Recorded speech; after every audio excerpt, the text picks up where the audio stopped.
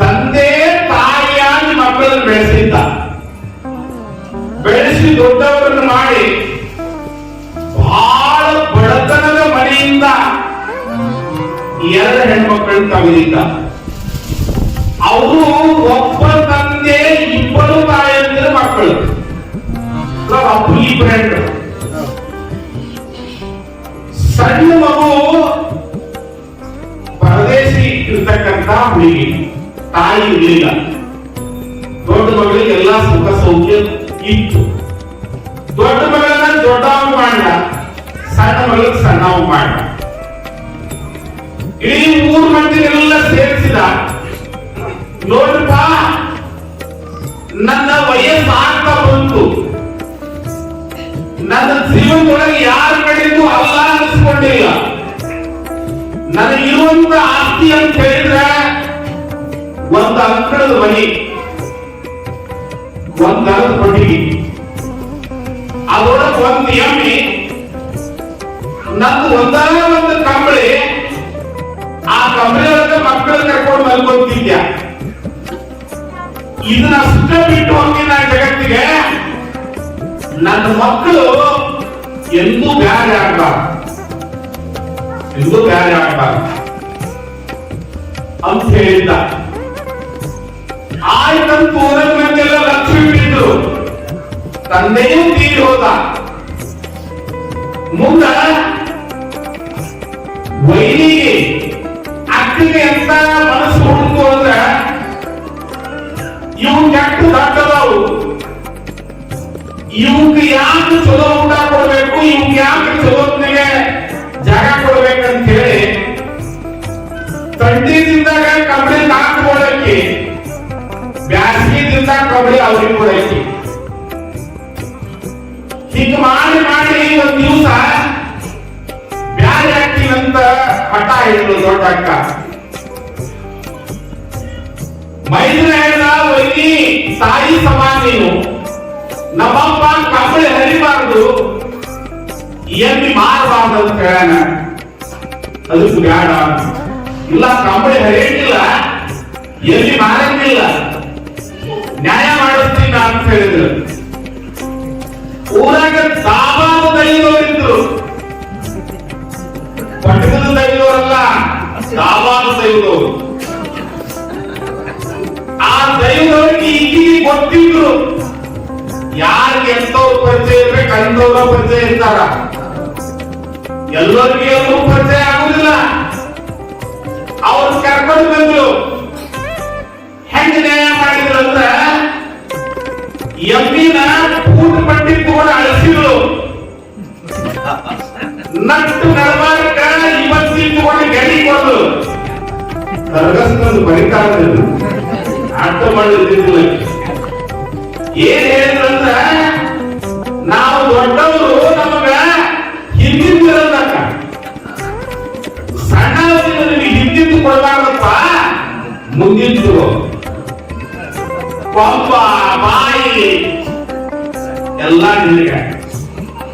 ಇಂದ ಸೆಗಣಿ ಹಾಕುದು, ಕೆಳಗೆ ಕೆಚ್ಚದ, ಅವೆಲ್ಲ ನಾನು.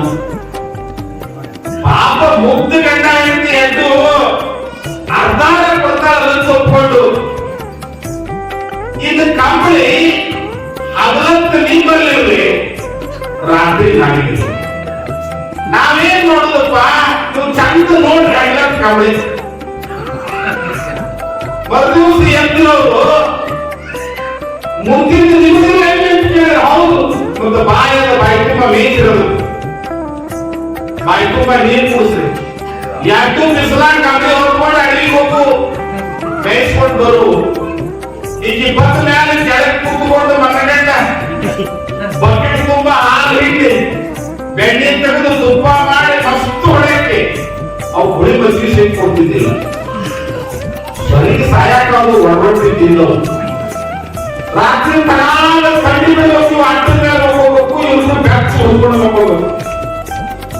ಪುರಾಣ ಹಚ್ಚಿದ್ರು, ಪುರಾಣ ಬಂದು ಮುಂದೆ ಕೂತಿದ್ರು. ಪುರಾಣಿಕ ಸುಮ್ಮನೆ ಹೇಳು, ನೀವು ಏನಾರ ಸಮಸ್ಯೆ ಇದ್ರೆ ಭೇಟಿ ಆಗಿ ಅಂದ್ರು. ನಮ್ಮೊಂದು ಸಮಸ್ಯೆ ಏನು ಮಾಡುದು, ಮುದ್ದೆ ಕಾಯಿ ಹಿಡ್ಕೊಂಡು ನಿಂತಿದ್ದ. ಮುದ್ದೆ ಅದನ್ನು ಜುಬ್ರ ಆದ್ರೂ ಕೊಡು ಅಂದ್ರು. ಮುದ್ದೆ ಚಲೋ ಜುಬ್ರ ಆದ್ರೂ ತೀಡಿ ತಿಕ್ಕಿ ಬಂತಿ ಮಾಡ್ದಂಗ್ ಮಾಡಿ ಗುರುಗಳ ಕೈಯಾಗ ಕೊಟ್ಟ. ಗುರುಗಳು ಅದು ಮಂತ್ರಿಸಿ ಹೇಳಿದ್ರು, ನಾಳೆ ಸಾಯಂಕಾಲ ನಿಮ್ಮ ವೈನಿ ಹಿಂದೆ ಕೂಡ ಒಂದು ಮಂತ್ರ ಹೇಳ್ತೀನಿ, ಗುರುಗಳು ಮಂತ್ರ. ಈ ಮಂತ್ರ ಹಾಕು, ಹಾಲು ಬರ್ತಾವ. ಆಯ್ತಂತ ಮರುದಿವಸ ವೈನಿ ಹಾಲು ಹಿಡಿದುಕೊಂಡು ಪುರಾಣಕ್ಕೆ ಹೋಗ್ಬೇಕಂತ ಹೇಳಿ ತವ್ರ ಮನೆಯವ್ರು ಕೊಟ್ಟಿರ್ತಕ್ಕಂತ ತೆಲಿತಿರಿಗದ ಸೀರೆ ಉಟ್ಕೊಂಡು ಎಮ್ಮಿ ಕೆಚ್ಚಲ ಕೆಳಗೆ ಕುಂತ್ಕೊಂಡು ಬಿಸಿನೀರು ಹೋಗಿ ಹಿಂಡಾಕತ್ತಿದ್ರು. ಗುರುಗಳು ಮಂತ್ರ ನೆನಪಾತು, ಬಿಸ್ತ್ಯಾಗ ಕೈ ಹಾಕಿದ, ಜುಬ್ರು ಸಿಕ್ತು. ಎಮ್ಮಿ ಮೂಗ್ರ್ಯಾಗ ಜುಬ್ರ ಹಾಕಿ ಗುಳು ಗುಳು ಗುಳು ಗುಳು ಅಂತ ಎಮ್ಮಿ ಜಾಸ್ತಿ ವಕ್ರ ಗುಂಡಿ ಒತ್ತಾಗಿ ಬಿದ್ದಿತ್ತು. ವೈನಿ ಬಾಯನ್ನು ಎರಡು ಮುಂದಿನ ಅಲ್ಲ ಉಚ್ಕೊಂಡ ಕಡೆ ಏನ ಕೋಡಿ ಅಂದ್ರು. ವೈನಿ ಮುಂದಿದ್ದು ನಾವು ಬಾಳ ಗುರಿ ಹಾಕಿ ಸುದ್ದಿರ ನಿಮ್ಮ ಸಾಮ್ರಾಜ್ಯ ಬೆಕ್ಕಲ್ ಮಾಡ್ಕೊಳ್ಳಿ, ಗೊತ್ತಿಲ್ಲ ಅಲ್ಲ ಮೂಗಿನಾಗ ಗುಳು ಗುಳು ಮಾಡಿದ್ರ ಅದು ಮತ್ತೆ ಗುಳು ಗುಳು ಗುಳು ಅಂದ್ರೆ ಗುರುಗಳ ಮಂತ್ರ ಕೊಟ್ರ ಆಕಾಶ ಮಾಡ್ಬೇಡ ನಾವು ನೋವ ಏನಾರಂದ್ರೆ ಕೇಳಿದ್ರೆ ನೀವೊಂದು ಬ್ಯಾಡಿ ಕೊಡ್ತಿದ್ದಿಲ್ಲ ಯಪ್ಪ ಒಂದು ಉಂಡೆ ಅಂದ್ರೆ ಈಗ ಏನ್ ಸಲ ಮಾಡಂದ ಏನ್ ತೆಲಿತಾನೆ ಇರ್ತದ ಅಂತರ ಮಾಡಂದ. ಇದು ಬರೀ ಗೊತ್ತಲ್ಲ, ಆಕಿನೂ ಪುರಾಣಕ್ಕೆ ಬಂದದ್ದು.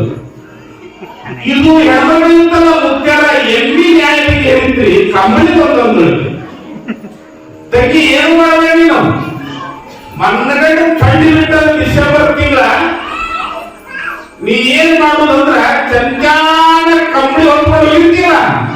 ಸಾಯಂಕಾಲ 5 ಗಂಟೆಗೆ ಕಂಬಳಿನ ಕೇನಾಗಿ ಎತ್ತಿ ನೆಲಿ ಮಾಡಾಕದ ಅದು ತಟ ತಟ ತಟ ನೀರ್ ಬಿಡಾಕತ್ತಿತ್ತು. ಪುರಾಣ ಮುಗಿಸ್ಕೊಂಡು ಹೋದ್ರು ಬ್ಯಾಕ್ಸು ಮಕ್ಕೋಬೇಕಂತ ತಂಗಿ ಏನಕ್ಕ ಕಂಬಳಿ ನೀರಾಗಿ ಬುದ್ಧಿಗೆ ಯಾಕ ಹೊತ್ತು ಮುಳುಗುದ್ರ ಆಗೈತೀನಿ ನಿನ್ಕ ಮನಿ ಒಳಗಿಸ್ಕೊಂಡು ಹೋಗ್ಬೇಕು. ಯಾಕ ಗೊತ್ತಿಲ್ಲ, ಯಾರು ಹೇಳಾರ? ಮುದ್ದ್ಯಾರ ಹೇಳ. ಮುದ್ದ್ಯಾರ ಕಡೆ ಬಂದು ಮುದ್ದ್ಯಾ ಬೇಕಾದ್ರೆ ತುಪ್ಪ ಕೊಡ್ತೀನಿ, ಬೆಣ್ಣೆ ಕೊಡ್ತೀನಿ, ಹಿಂಗ್ಯಾಕ್ ಬೆಣ್ಣೆ ಹೇಗಪ್ಪ ನಮಗಂದ್ರೆ ನನ್ಗೆ ತುಪ್ಪನೂ ಕೊಡ್ಬೇಡ ಬೆಣ್ಣೆನೂ ಕೊಡ್ಬೇಡ, ಅವಕ್ಕೊಂದು ಇಟ್ಟು ಹಾಲು ಕೊಡು, ಅವಕ್ಕೂ ಒಂದು ಹೊಸ ಕಂಬಳಿ ಕೊಡು, ರಗಡ ತುಪ್ಪ ಮಾಡಿ ಬೆಳೆಸಿ ಗುರುಗಳು ಬುದ್ಧಿ ಹೇಳಿದ್ರಂತ. ಹಂಗ ಪುರಾಣ ಬರೋದ್ರಿಂದ ಜ್ಞಾನ ಪ್ರಾಪ್ತಿ ಆಗ್ತದ, ಬುದ್ಧಿ ಪ್ರಾಪ್ತಿ ಆಗ್ತದ. ಆ ಬುದ್ಧಿಯಿಂದ ಬದುಕನ್ನೇ ಹೆಂಗೆ ಗೆಲ್ಲಬೇಕು ಅನ್ನೋದು ಗೊತ್ತಾಗ್ತದೆ.